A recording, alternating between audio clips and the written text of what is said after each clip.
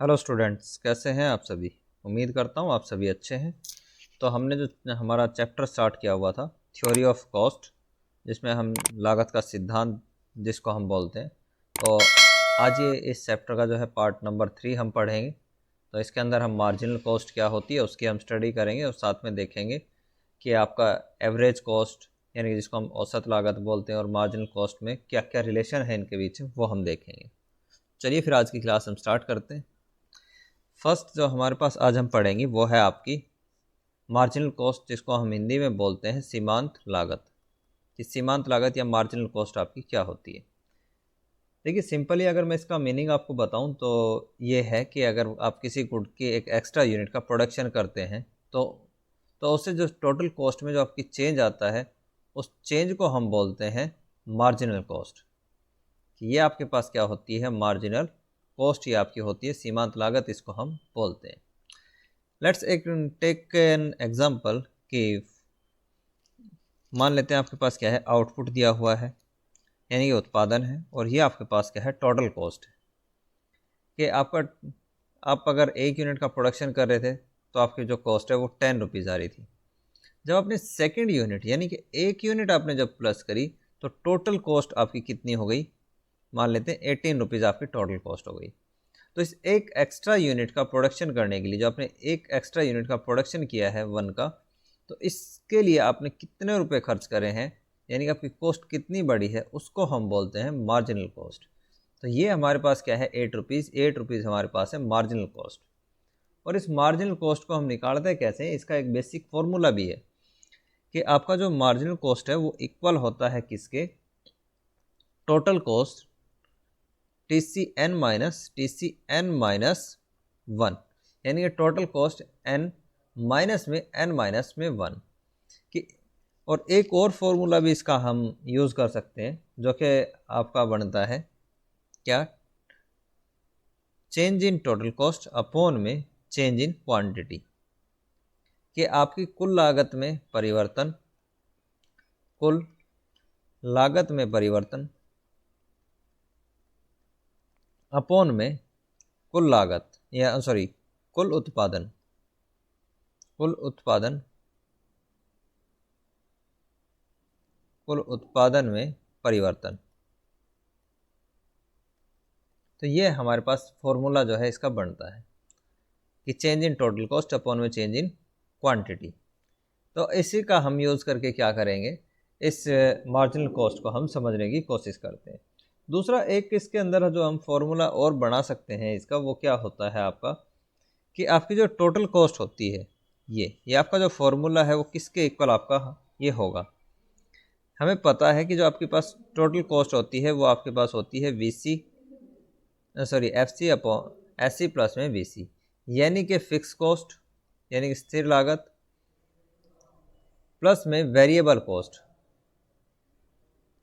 जिसको हम बोलते हैं परिवर्तनशील लागत। तो ये दोनों का क्या होता है, एडिशन होता है। तो अगर हम इन दोनों का भी क्या करें, अगर हम चेंज निकाल लें इसका और इसका, यानी कि हम इसको कैसे लिख सकते हैं, डेल्टा एफ सी अपॉन में डेल्टा क्यू, प्लस हम कर दें डेल्टा वी सी अपॉन में डेल्टा क्यू। तो ये हमारा इक्वल होगा किसके, डेल्टा टी सी अपॉन में डेल्टा क्यू के। तो इस तरीके से भी हम इस फॉर्मूले को लिख सकते हैं। अदरवाइज़ आपकी जो मेन जो आपका फॉर्मूला है वो आपका ये है, ये आपका जो है मेन मेथड है। इन मेथड्स के साथ हम क्या है, इसको सोल्व कर सकते हैं जो हमारे पास मार्जिनल कॉस्ट है। तो आपको मेनली तो जो याद रखना है वो आपके पास ये वाला फॉर्मूला है। तो चलिए फिर इसको हम एक एक करके देखते हैं कैसे हम इसको निकालते हैं कि आपके पास क्या है, मार्जिनल कॉस्ट को हम कैसे फाइंड कर सकते हैं। इसकी एक्सप्लेनेशन देखते हैं अब कि आपका जब जो प्रोडक्शन है वो आपका क्या है, 1 यूनिट है, तो टोटल कॉस्ट आपकी कितनी है 20। तो मार्जिनल कॉस्ट आपकी कितनी आएगी 20 माइनस 0, यानी कि जब आपने मान लेते हैं यहाँ पे सपोज करिए कि यहाँ पे आपका 0 है 20 से पहले, तो टोटल कॉस्ट भी आपकी कितनी आएगी 0। हम एज्यूम करके चलते हैं कि वैसे तो आपकी जो टोटल कॉस्ट होती है वो आपकी एफ सी प्लस में वी सी होती है, और हम ये मानते हैं कि जो आपकी ये एफ सी होती है ये आपकी कांस्टेंट होती है, इसी को हम क्या है स्थिर लागत बोलते हैं, जिसको हम फिक्स्ड कॉस्ट या हिंदी में हम इसको बोलते हैं स्थिर लागत, जो कि आपके प्रोडक्शन के साथ जो है वो चेंज नहीं होती थी। अगर आप उत्पादन ज़्यादा करें या कम करें तो ये चेंज नहीं होती है। कि जैसे अगर आपने 1 यूनिट का प्रोडक्शन करा तो भी 10 कॉस्ट है, 10 सेकेंड यूनिट का प्रोडक्शन करेंगे तो भी 10 कॉस्ट है, थर्ड यूनिट का करेंगे तो भी 10 है। तो ये हमेशा क्या है, कॉन्स्टेंट होती है। तो हम क्या करेंगे, इस एग्जाम्पल के लिए हम मान के चलते हैं कि आपकी ये वाली कॉस्ट तो क्या है, 0 है। तो जो भी चेंज आएंगे वो आपके आते हैं इस वेरिएबल कॉस्ट के कारण। तो वेरिएबल कॉस्ट आपको वैसे तो मैंने जो लास्ट लेक्चर था उसके अंदर एक्सप्लेन करी थी कि आपकी जो वेरिएबल कॉस्ट है वो क्या है, कि जब आपका प्रोडक्शन आप इंक्रीज़ करते हैं तो उसके साथ साथ आपकी जो कॉस्ट है वो इंक्रीज़ होती है। कि फर्स्ट यूनिट के साथ आपकी 10 थी, सेकंड के साथ 18 हो गई, फिर 24 हो गई। तो अब देखेंगे जैसे जैसे आप प्रोडक्शन को इंक्रीज़ कर रहे हैं वैसे वैसे आपकी जो कॉस्ट है वो भी इंक्रीज़ हो रही है। तो इसको हम बोलते हैं वेरिएबल कॉस्ट। तो इसका मीनिंग ये भी है कि अगर आप 0 यूनिट का प्रोडक्शन करते हैं तो आपकी कॉस्ट भी क्या आएगी, 0 आएगी। तो इसी मेथड को क्या है हमने यहाँ पे यूज़ करा है कि मान लीजिए अगर आपकी जो अगर आपका आउटपुट है वो 0 है तो आपकी कॉस्ट है, टोटल कॉस्ट वो भी कितनी आएगी, 0 आएगी। तो इसी से हम क्या है निकाल सकते हैं कि 20 माइनस में 0 अगर हम करें तो हमारे पास क्या आ जाएगी, मार्जिनल कॉस्ट 20। उसके बाद हमारे पास क्या है, अगर आप सेकंड यूनिट का प्रोडक्शन करते हैं तो आपकी जो टोटल कॉस्ट है वो हो जाती है 28 के इक्वल। और 28 माइनस 20 हम करेंगे तो हमारे पास जो मार्जिनल कॉस्ट है वो आपकी कितनी आ जाएगी, 8। अभी 8 भी कैसे निकालते हैं कि हमारे पास हमने अभी देखा था कि जो हमारे पास फॉर्मूला होता है वो होता है TCN माइनस में TCN-1। तो ये वाला जो आपका पास 28 है इसको हम, ये हमारे पास आता है TCN, और ये जो आपके पास 20 है ये है आपके पास TCN-1। n-1 का मतलब है कि जो इससे पहले वाली यूनिट थी वो। तो यहाँ पे TCN की वैल्यू जो है वो 28 है, और जो आपके पास TCN-1 है उसकी जो वैल्यू है आपके पास वो 20 है। तो 28 माइनस 20 अगर आप करेंगे तो वैल्यू 8 आएगी। इसके बाद सेम चीज़ें हम आगे भी अप्लाई कर सकते हैं कि अगर आप प्रोडक्शन को 3 यूनिट करते हैं तो आपकी टोटल जो आपकी कॉस्ट है वो 34 होती है। तो ये अब आपका क्या हो गया, TCN, और इससे पहले वाली जो है 28 वो आपके पास क्या है, TCN-1। तो अब क्या हो जाएगा, 34 माइनस 28, तो आपके पास जो वैल्यू बचेगी वो आपके पास बचेगी 6 के इक्वल। तो ये 6 अब आपके पास क्या है, मार्जिनल कॉस्ट है। तो इस तरीके से क्या है हम मार्जिनल कॉस्ट को निकाल सकते हैं। तो मार्जिनल कॉस्ट क्या है, पहले स्पीडली क्या होती है आपकी, कम होती है, फिर मिनिमम लेवल पे पहुंचती है, उसके बाद ये दोबारा से क्या होगी आपकी, इंक्रीज़ होना स्टार्ट होती है। तो इसी को क्या है हम एक डायग्राम से भी देख सकते हैं कि आपके पास डायग्राम जो है वो आपका किस तरीके से, कि यहाँ पे क्या है हमारे पास 2 एक्सिस हैं, एक आपके पास O एक्सिस है और एक आपके पास क्या है, OY एक्सिस है। और आपके पास OY एक्सिस के ऊपर हमने क्या है, कॉस्ट को लिया है, जो कि आपका दिखाता है कि जब आपकी जो मार्जिनल कॉस्ट है वो क्या है, स्टार्टिंग में आपकी 28, 6 और 4 क्या है, ये आपकी मार्जिनल कॉस्ट है वो कम हो रही है कि यहाँ तक आपकी क्या है, और इस पॉइंट के ऊपर आपकी क्या है, मार्जिनल कॉस्ट क्या है, मिनिमम है। यानी कि ये वो यूनिट है कि जब आपका प्रोडक्शन जो है वो कितना है, 4 यूनिट है, और इस 4 यूनिट के ऊपर आपका जो मार्जिनल कॉस्ट है वो आपकी कितनी आती है, 4 रुपीज़।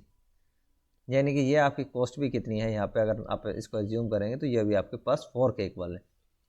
उसके बाद अगर आप प्रोडक्शन को इंक्रीज़ करते हैं तो मार्जिनल कॉस्ट भी क्या है आपकी इंक्रीज़ होना स्टार्ट हो जाती है, और उसके बाद क्या है 6, 8 और 16 क्या है आपकी मार्जिनल कॉस्ट बढ़ेगी। तो मार्जिनल कॉस्ट की जो शेप होती है ये भी क्या है आपकी यू शेप की होती है। तो इस तरीके से आप क्या है इसका डायग्राम ड्रॉ कर सकते हैं कि आपका जो मार्जिनल कॉस्ट कर्व है वो आपका कुछ इस तरीके का होता है। इसको हम बोलते हैं मार्जिनल कॉस्ट कर्व।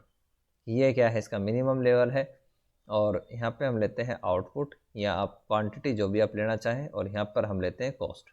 तो इस तरीके से हम चीज़ों को फाइंड कर सकते हैं। उसके बाद क्वेश्चन आता है कि why is marginal cost curve is U shaped.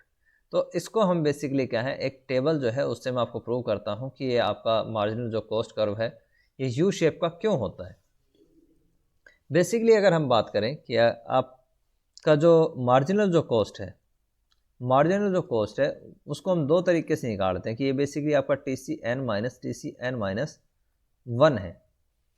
और एक चीज़ जो हम यहाँ पे याद रखेंगे वो ये है कि आपकी जो कॉस्ट में जो चेंज आता है एक्चुअल में, वो आपका चेंज आता है वेरिएबल कॉस्ट के कारण। तो दोनों से एक बार मैं आपको निकाल के दिखाऊंगा कि 1 मिनट के लिए ये मान लें कि आपका जो फॉर्मूला है, इस फॉर्मूले को हम एक तो ऐसे यूज़ करते हैं और सेकंड हम कैसे यूज़ इसको कर सकते हैं कि वी सी एन माइनस में वी सी एन माइनस अगर हम 1 इसको मान के चलें, ये कहीं पर भी ये फॉर्मूला है वो लिखा हुआ नहीं है, तो इसको हम एक बार एज्यूम करके चलेंगे। तो इसकी हेल्प से और जो इसकी हेल्प से हम निकालेंगे, दोनों ही कंडीशन में आपकी जो मार्जिनल कॉस्ट है वो आपकी क्या आएगी, बराबर आएगी, वो इक्वल आएगी। तो उससे क्या है हम एक बार देख लेंगे। तो उसके बाद मैं आपको साथ साथ बताता चलूँगा इसकी जो यू शेप है वो कैसे बनती है। कि सबसे पहले कंडीशन हम लेते हैं कि जब आपका आउटपुट 0 है तो टोटल कॉस्ट आपकी क्या है, 10 है। तो यहाँ पे टोटल कॉस्ट आपकी 10 क्यों हुई, इसका जो कारण है वो है आपकी ये फिक्स कॉस्ट, यानी कि जो आपकी ये स्थिर लागत है ये, कि आप चाहे प्रोडक्शन जितना भी करें आपकी जो कॉस्ट है वो आपकी जो है चेंज नहीं होगी, जिसको हम स्थिर लागत बोलते हैं। कि जैसे आपने कोई परमानेंट एम्प्लॉय रखा है या मशीन रखी है या आपने कोई लाइसेंस लिया है तो उसकी फ़ीस पे करनी पड़ेगी, इंश्योरेंस है तो उसका आपको प्रीमियम पे करना पड़ेगा। तो वो हर एक कंडीशन के अंदर इक्वल रहता है, चाहे आप प्रोडक्शन करें या ना करें। दूसरी हमारे पास जो समीशन आता है वो समीशन आता है आपका वेरिएबल कॉस्ट का। कि वेरिएबल कॉस्ट आपकी पहले 0 है, फिर 10, 18, 24, 28, 32, इस तरीके से क्या है आपकी वेरिएबल कॉस्ट बढ़ती है। वेरिएबल कॉस्ट आपकी कब बढ़ रही है, जब आप क्या है प्रोडक्शन को बढ़ा रहे हैं तब आपकी वेरिएबल कॉस्ट बढ़ती है। अगर आप प्रोडक्शन को नहीं बढ़ाते या प्रोडक्शन आप नहीं करते तो वेरिएबल कॉस्ट आपकी क्या है, 0 रहेगी। तो ये सारी चीज़ें हम इसके अंदर देखेंगे कि इसका इम्पैक्ट जो है वो कैसे पड़ता है। तो दोनों तरीके से हम इसको एक बारी स्टडी करके देखते हैं। जो पहली स्टडी हम इसके अंदर देखेंगे कि आपके जो मार्जिनल कॉस्ट है हम उसको निकालते हैं टोटल कॉस्ट से। तो टोटल कॉस्ट से हम कैसे निकालते हैं कि अगर आपका आउटपुट 0 है तो उस कंडीशन में जो आपकी मार्जिनल कॉस्ट है वो भी क्या होगी, आपकी 0 होगी।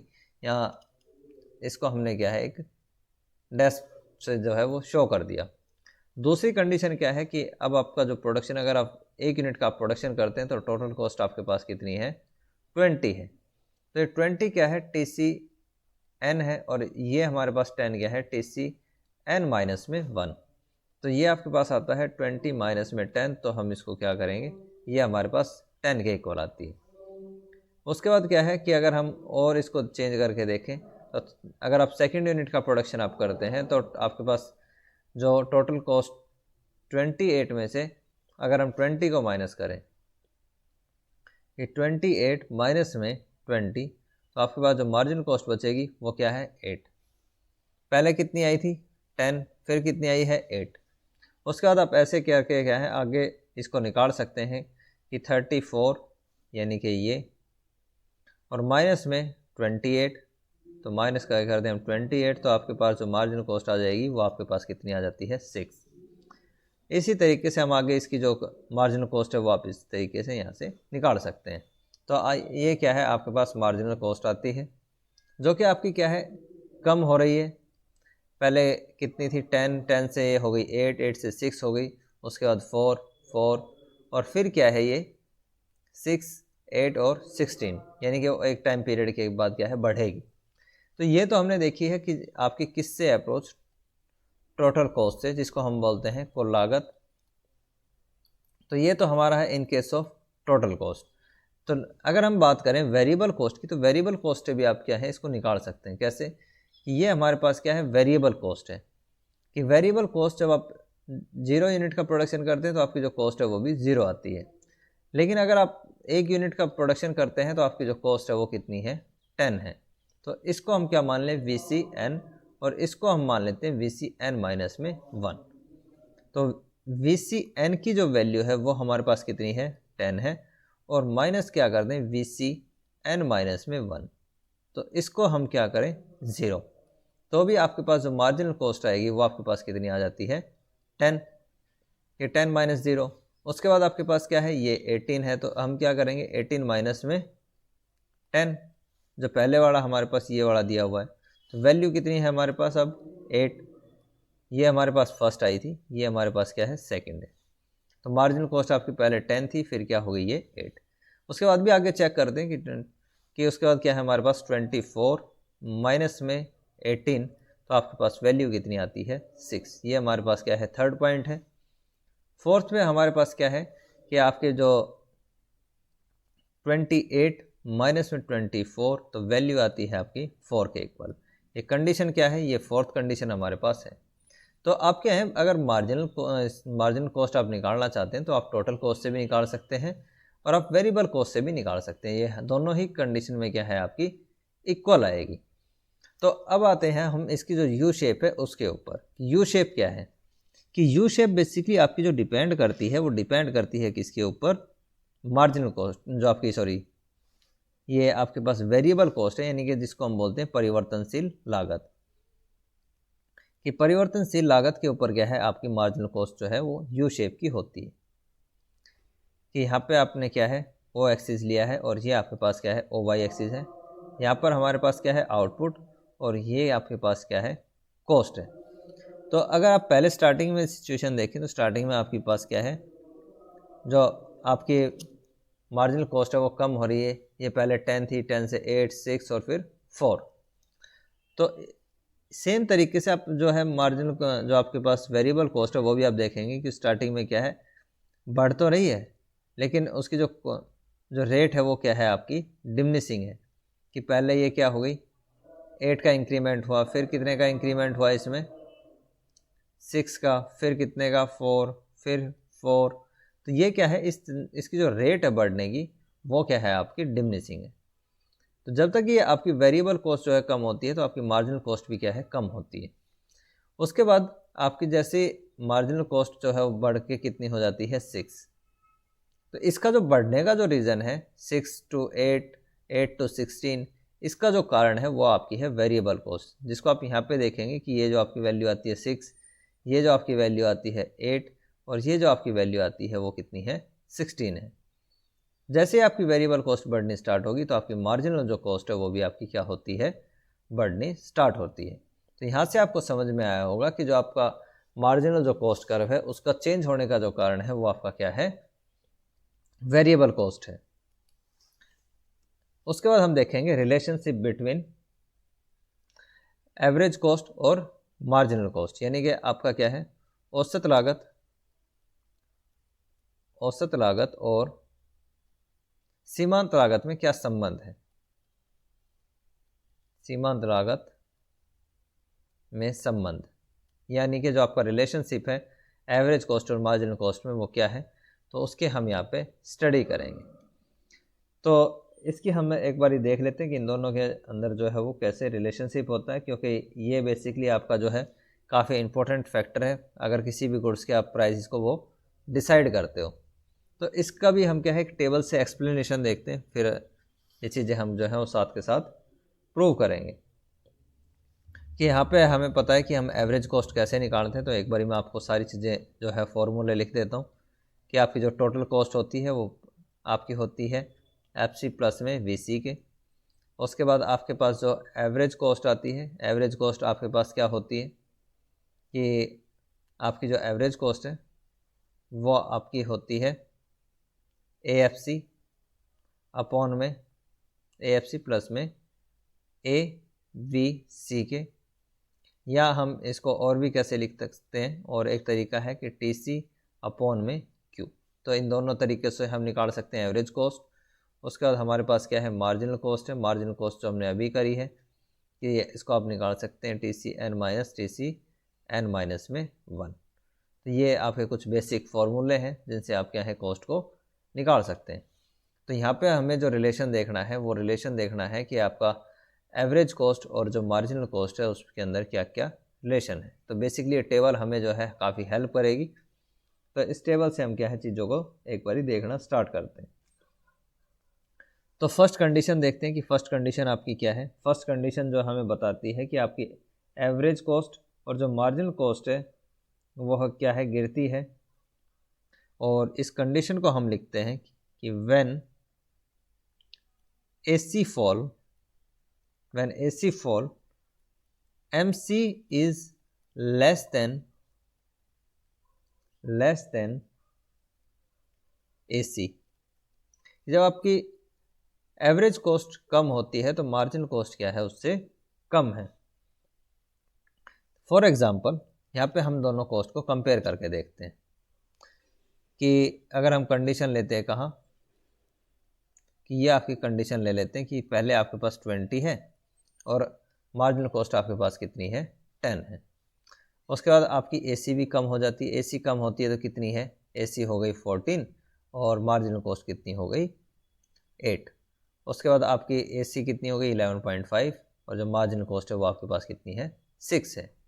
तो आप एक चीज़ नोटिस करेंगे कि जो अभी तक कंडीशन है वो कंडीशन ये है कि आपकी एवरेज कॉस्ट ज़्यादा है और मार्जिनल कॉस्ट क्या है, आपकी कम है। तो ये चीज़ आप नोटिस करेंगे। तो पहली कंडीशन तो है जो आपकी है वो यही है। तो इसको देख लेते हैं हम डायग्राम से कि आपका जो डायग्राम है, डायग्राम आपका बताता है कि when AC fall MC is less than AC, कि अगर आपकी औसत लागत कम होती है तो MC यानी कि सीमांत लागत औसत लागत से कम है, जिसको हम क्या है, इस डायग्राम से, आपका जो डायग्राम है इससे हम उसको प्रूव कर सकते हैं कि यहाँ पे हमारे पास क्या है, दो एक्सिस है, एक O एक्सिस है जिसके ऊपर हमने क्या है, आउटपुट को लिया है, और एक हमारे पास क्या है, O Y एक्सिस है जिसके ऊपर हमने कॉस्ट को लिया है। और पहली कंडीशन यही है कि आपकी जो AC है वो ग्रेटर देन है किससे, MC से। AC ग्रेटर देन है किससे, MC से, यानी कि आपकी जो औसत लागत है वो ज़्यादा किससे है, मार्जिनल से। तो इस डायग्राम से हम इसको प्रूव कर सकते हैं। यहाँ पे आप देख सकते हैं कि आपकी AC है एवरेज कॉस्ट, जो कि आपकी ज़्यादा है किससे, ऊपर है किससे, मार्जिनल कॉस्ट कर्व से। तो एक कंडीशन तो हमारे पास ये है। दूसरी कंडीशन क्या है कि, हाँ जी, दूसरी कंडीशन हम देख लेते हैं इसी टेबल से। दूसरी कंडीशन हमारे पास जो आती है वो क्या है कि आपकी MC इज राइज, कि आपकी MC जब बढ़ती है when AC is decreasing,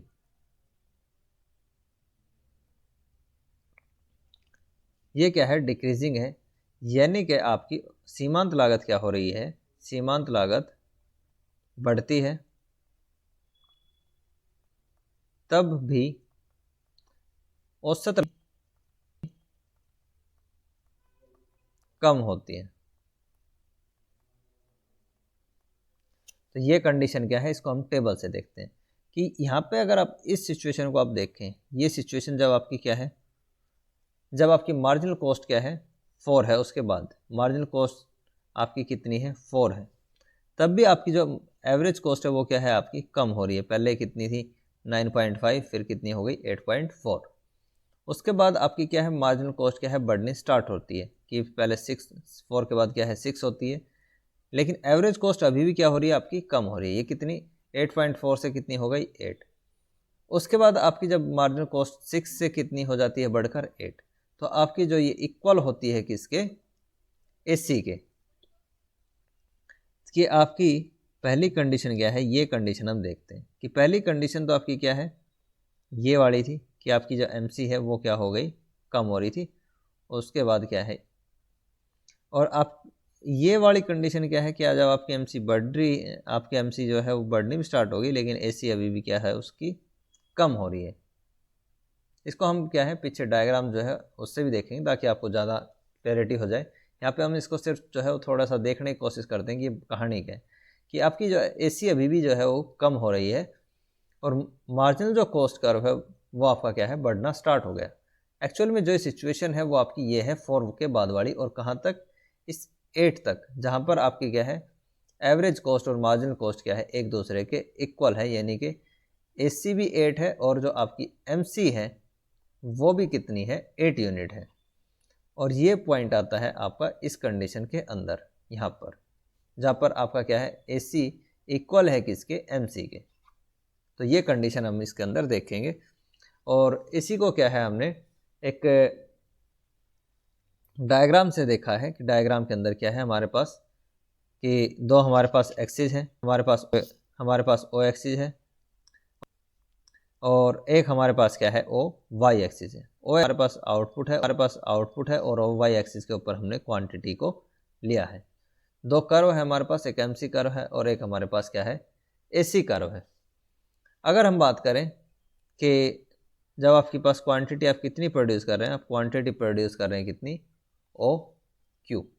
OQ जब आप उत्पादन कर रहे हैं, आउटपुट आप कर रहे हैं, तो उस कंडीशन में क्या है, आपकी एवरेज कॉस्ट क्या है, ज़्यादा है, कि एवरेज कॉस्ट आपकी हम मान के चलते हैं कि यहाँ पे आपकी कितनी है, 9 है। तो मार्जिनल कॉस्ट आपकी कितनी है, ये आप आ जाते हैं मिनिमम लेवल पे, यानी कि 4। उसके बाद क्या है, अगर आप और जो प्रोडक्शन है वो करना स्टार्ट करते हैं, तो अभी आप एक चीज़ नोटिस करेंगे कि जो आपकी एवरेज कॉस्ट है, ये वाला जो कर्व है, ये अभी भी क्या है, डाउन की तरफ जा रहा है, यानी कि आपकी एवरेज कॉस्ट क्या है, अभी भी कम हो रही है। ये आपकी कितनी आ गई, 8। लेकिन आपकी जो मार्जिनल कॉस्ट है वो आप देखेंगे कि यहाँ पे बढ़नी स्टार्ट हो गई, और ये भी आपकी बढ़कर कहाँ पे पहुँच जाती है, 8 के ऊपर। तो जब आप प्रोडक्शन को OQ से बढ़ाकर OQ1 करते हैं, तो आपकी क्या है, ई पॉइंट के ऊपर मार्जिनल कॉस्ट और आपकी जो एवरेज कॉस्ट है, मार्जिनल कॉस्ट और आपकी एवरेज कॉस्ट क्या है, वो एक दूसरे के इक्वल है।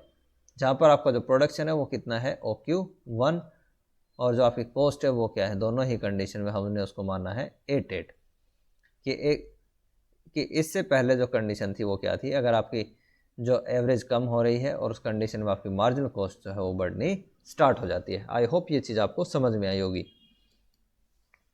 उसके बाद कंडीशन आती है कि हमारी थर्ड कंडीशन हमें क्या बताती है कि आपकी जब थर्ड कंडीशन हमें बताती है कि आपकी जो AC है, AC is less than MC, कि आपकी जो एवरेज कॉस्ट है वो कम होती है किससे, मार्जिनल कॉस्ट से। कि एवरेज कॉस्ट आपकी जो ये थर्ड कंडीशन है, इसको हम थर्ड कंडीशन एज्यूम कर लेते हैं, जहाँ पे आपकी एवरेज कॉस्ट है 9 है और जो मार्जिनल कॉस्ट है वो आपकी कितनी है, 16। तो इसको भी हम देख लेते हैं डायग्राम से कि व्हेन AC राइज, अगर आपकी एवरेज कॉस्ट जब बढ़नी स्टार्ट होती है तो मार्जिनल कॉस्ट जो है वो ज़्यादा होती है किससे, एवरेज कॉस्ट से। तो इसको हम कैसे देखेंगे, एक बार ये मैं आपको टेबल से दिखा देता हूँ दोबारा। जो हमारे पास ये टेबल है कि यहाँ पे आप नोटिस करेंगे कि आपकी जो एवरेज कॉस्ट है वो कितनी थी पहले, 8, और 8 से +1 होकर ये कितनी हो जाती है, 9। लेकिन आपकी जो मार्जिनल कॉस्ट है वो कितनी है, वो सीधा 8 से +8 होती है और वो आपकी चेंज हो जाती है कितना, 16। तो इस कंडीशन के अंदर क्या है, आपकी MC मार्जिनल कॉस्ट जो ग्रेटर देन है वो किससे, आपकी एवरेज कॉस्ट से है। तो इसी को हम क्या है, डायग्राम से देख लेंगे कि डायग्राम हमें क्या दिखाता है। ये हमारे पास क्या है, डायग्राम, जो कि हमें दिखाता है कि अगर आपके पास क्या है, दो एक्सिस हैं, एक O एक्सिस है जिसके ऊपर हमने आउटपुट लिया है, और एक हमारे पास क्या है, Y एक्सिस है जिसके ऊपर हमने कॉस्ट को लिया है। और यहाँ पर आप एक चीज़ नोटिस करेंगे, वो ये है कि आपकी जो एवरेज कॉस्ट है वो आपकी कम है किससे, मार्जिनल कॉस्ट से, कि मार्जिनल कॉस्ट आपकी ज़्यादा है और एवरेज कॉस्ट आपकी कम। सीमांत लागत यानी कि सीमांत लागत ग्रेटर देन है किससे, औसत लागत से, औसत लागत, जिसको हम बोलते हैं marginal cost is greater than average cost. तो ये कंडीशन है हमारे पास। उसके बाद ये हमने बात कर लिया कि एक क्या है, जो मिनिमम पॉइंट है उसके ऊपर कट करती है, तो इसकी हम बात कर चुके हैं।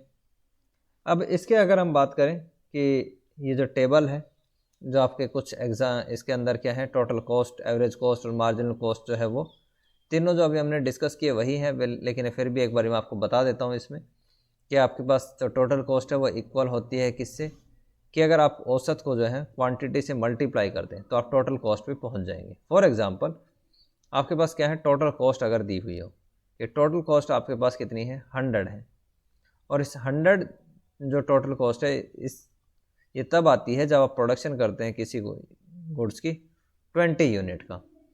तो अगर आपको निकालनी है एवरेज कॉस्ट, तो एवरेज कॉस्ट का जो फॉर्मूला होता है वो आपका क्या होता है, टोटल कॉस्ट अपॉन में क्वांटिटी। तो टोटल कॉस्ट हमारे पास कितनी है, 100, और क्वांटिटी हमारे पास कितनी थी, 20।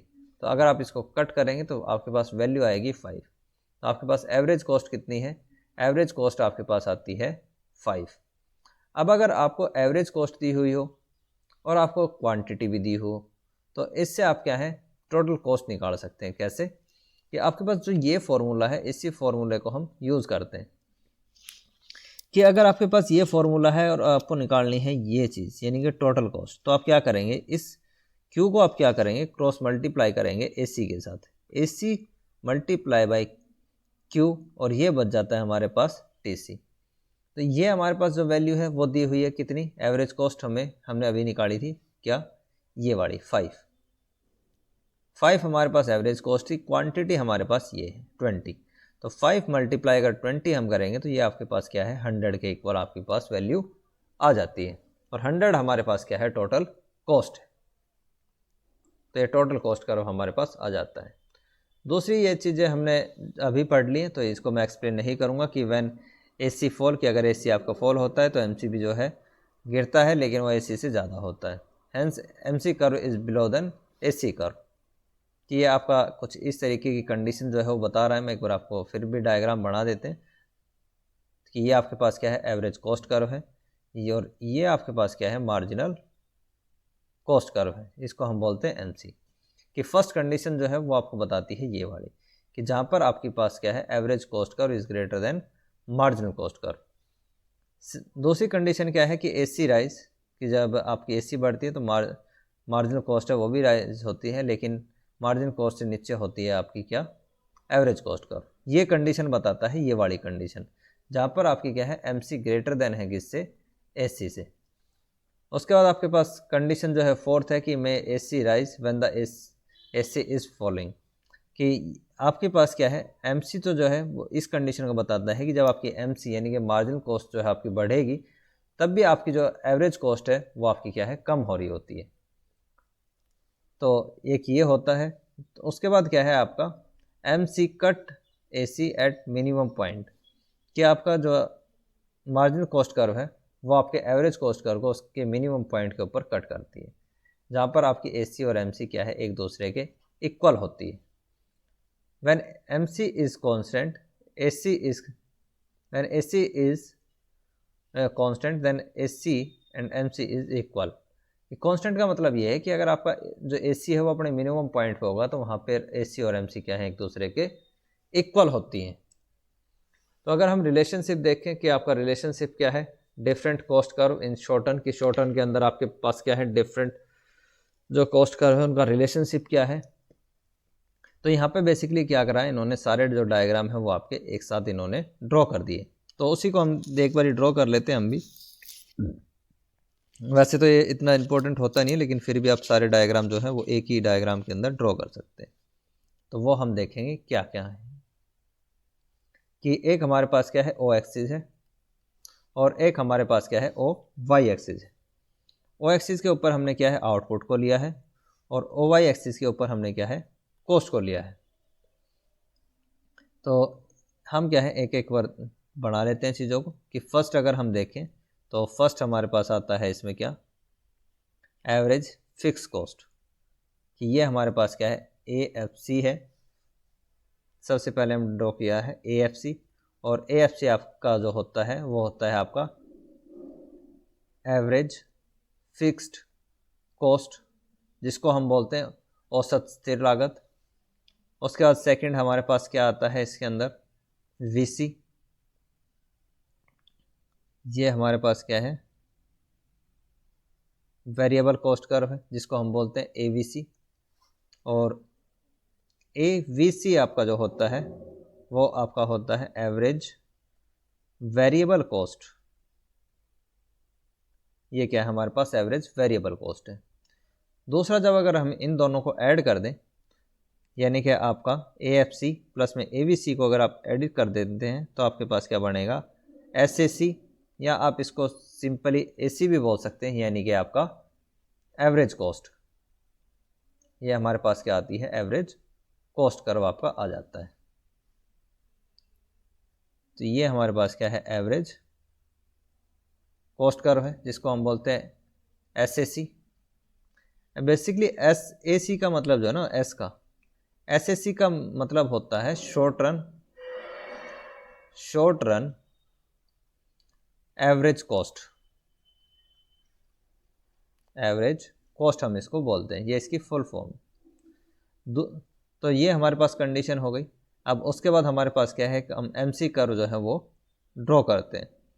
MC कर्व क्या है, आप ध्यान रखेंगे कि AC AF ABC यानी कि ये पहले कट कर रहा है किस पे, इस A पॉइंट पे, यानी कि यहाँ पर आपकी क्या कंडीशन है, इस कंडीशन के अंदर मार्जिनल कॉस्ट आपकी इक्वल होता है किसके, एवरेज वेरिएबल कॉस्ट के, ये कंडीशन है। और दूसरी कंडीशन ये है हमारे पास B। इस B कंडीशन के अंदर क्या है, यहाँ पर आपका जो मार्जिनल कॉस्ट कर्व है वो आपका इक्वल होता है किससे, एवरेज कॉस्ट कर्व के। तो ये कंडीशन क्या है, दोनों का रिलेशनशिप आपका बताती है। उसके बाद आता है हमारे पास कि रिलेशनशिप बिटवीन एवरेज कॉस्ट यानी कॉस्ट कर्व और प्रोडक्टिविटी के बीच में रिलेशनशिप आपका क्या है, कि आपका लागत वक्र उत्पादकता में संबंध, यानी कि उत्पादकता वक्र भी आप इसको लिख सकते हैं कि उत्पादकता वक्र में संबंध क्या है, तो उनके देखेंगे, हम यहाँ पे देखेंगे। तो रिलेशनशिप जो है बेसिकली वो आपका क्या बताता है, हम एक एक करके उसको डिटेल में देख लेते हैं कि आपकी कंडीशन क्या है। दो कर्व है हमारे पास, एक कर्व A है और एक कर्व B है। तो A कर्व के ऊपर हमने क्या है, दो एक्सिस है हमारे पास, O एक्सिस और OY एक्सिस, और O एक्सिस के ऊपर हमने आउटपुट को लिया है और OY एक्सिस के ऊपर हमारे पास क्या है, प्रोडक्टिविटी है जिसको हम बोलते हैं उत्पादकता। नीचे हमारे पास B कर्व है, उसके अंदर हमारे पास दो एक्सिस हैं, O एक्सिस और एक OY एक्सिस है, और O एक्सिस के ऊपर हमने आउटपुट और OY एक्सिस के ऊपर हमने कॉस्ट को लिया है। सिंपली मैं आपको पहले कंडीशन अगर मैं सिंपली आपको एक्सप्लेन करूँ तो उसका मतलब ये है कि अगर आपकी मार्जिनल जो प्रोडक्टिविटी है जब वो बढ़ती है तो उस कंडीशन के अंदर आपकी जो मार्जिनल कॉस्ट है वो क्या होगी, कम होगी। इस ऐसे ही आपके पास क्या है कि अगर आपकी एवरेज कॉस्ट जो है वो कम होती है तो आपके पास जो एवरेज प्रोडक्टिविटी है वो आपकी क्या होगी, बढ़ेगी। दूसरी कंडीशन आपके पास क्या है कि जब आपके पास मार्जिनल प्रोडक्टिविटी कम होती है तो इसका मतलब ये है कि आपकी मार्जिनल कॉस्ट जो है वो बढ़ती है। सेम रिलेशन आपका एवरेज कॉस्ट के साथ है कि अगर आपकी एवरेज कॉस्ट बढ़ेगी तो उसका मतलब ये है कि आपकी जो एवरेज प्रोडक्टिविटी है वो क्या होगी, कम होती है। तो इनके बीच में क्या है, इन्वर्स रिलेशनशिप आपका होता है। और जिस कंडीशन के अंदर तीसरी कंडीशन जो है आपकी वो ये है कि अगर आपकी मार्जिनल प्रोडक्टिविटी इक्वल होती है एवरेज प्रोडक्टिविटी के, तो उसी पॉइंट के ऊपर आपके पास क्या है, एवरेज कॉस्ट इक्वल होती है किसके, मार्जिनल कॉस्ट के। तो ये तीन कंडीशन जो है वो आपके इस डायग्राम के अंदर जो है वो दिखाई है। तो एक एक करके जो है हम इसका रिलेशनशिप देख लेते हैं। तो पहला जो रिलेशनशिप है उसको हम देखते हैं यहाँ पर कि जब आपके पास क्या है, ये हमारे पास क्या है दिया हुआ है, ये हमारे पास है मार्जिनल प्रोडक्टिविटी कर्व जिसको हम बोलते हैं MP जो है हमारे पास सीमांत उत्पादकता है, मार्जिनल प्रोडक्टिविटी जो कि आपकी क्या है, बढ़ रही है। A पॉइंट तक ये क्या है, अब A पॉइंट तक ये क्या है, अपने मैक्सिमम पॉइंट पे पहुंच जाती है। उसी तरीके से आपकी जो क्या है, मार्जिनल जो कॉस्ट कर्व है वो C पॉइंट के ऊपर क्या है, आपका मिनिमम पॉइंट पे है। तो अगर आप इन दो पॉइंट को अगर एक बार टैली करके देखें तो जहाँ पर आपका क्या है, इस आउटपुट लेवल, इसको हम नाम दे देते हैं Q, कि इस आउटपुट लेवल के ऊपर आपका जो कॉस्ट है, मार्जिनल जो कॉस्ट कर्व है वो आपका क्या होता है, मिनिमम पॉइंट के ऊपर होता है। कि अगर आप आउटपुट जो आपके पास OQ है तो इसके ऊपर जो मार्जिनल प्रोडक्टिविटी है वो क्या है, अपने मैक्सिमम लेवल पे है, और जो आपके पास मार्जिनल जो कॉस्ट है वो क्या है, अपने मिनिमम लेवल पर है। उसके बाद कंडीशन क्या होती है कि अगर आपके आउटपुट को और बढ़ाया जाए तो आपकी जो प्रोडक्टिविटी है वो क्या होती है, आपकी कम होती है। तो मार्जिनल जो कॉस्ट है वो आपकी क्या होगी, बढ़ने स्टार्ट हो जाएगी। यहाँ पर इस पॉइंट B तक अगर हम कंडीशन देखें कि अगर आप प्रोडक्शन करते हैं OQ1 क्वांटिटी का, तो यहाँ पे कंडीशन जो है हम उसको देख लेते हैं कि ये क्या है, आपके पास Q1 है, और इस Q1 कंडीशन के ऊपर क्या है कि अगर हम B पॉइंट को एनालाइज करें तो B पॉइंट हमें बताता है जब आप एक्स्ट्रा प्रोडक्शन करते हैं तो आपकी जो मार्जिनल प्रोडक्टिविटी है वो कम होती है, तो मार्जिनल जो कॉस्ट है वो आपकी बढ़ेगी। और बी पॉइंट के ऊपर ही आप जो है कंडीशन अगर देखेंगे तो बी पॉइंट के ऊपर कंडीशन ये है कि आपकी एवरेज कॉस्ट, जो आपकी एवरेज कॉस्ट और जो मार्जिनल कॉस्ट है वो भी इक्वल है, और जो मार्जिनल प्रोडक्टिविटी और आपकी एवरेज प्रोडक्टिविटी है वो भी क्या है, एक दूसरे के इक्वल है। तो ये रिलेशनशिप हो गया। उसके बाद आपकी जो है कंटिन्यूसली जब मार्जिनल प्रोडक्टिविटी कम होती है तो आपकी जो मार्जिनल कॉस्ट है वो बढ़ती रहती है। तो ये वाली कंडीशन आपकी कंटिन्यूसली क्या होती है, आगे फॉलो होगी।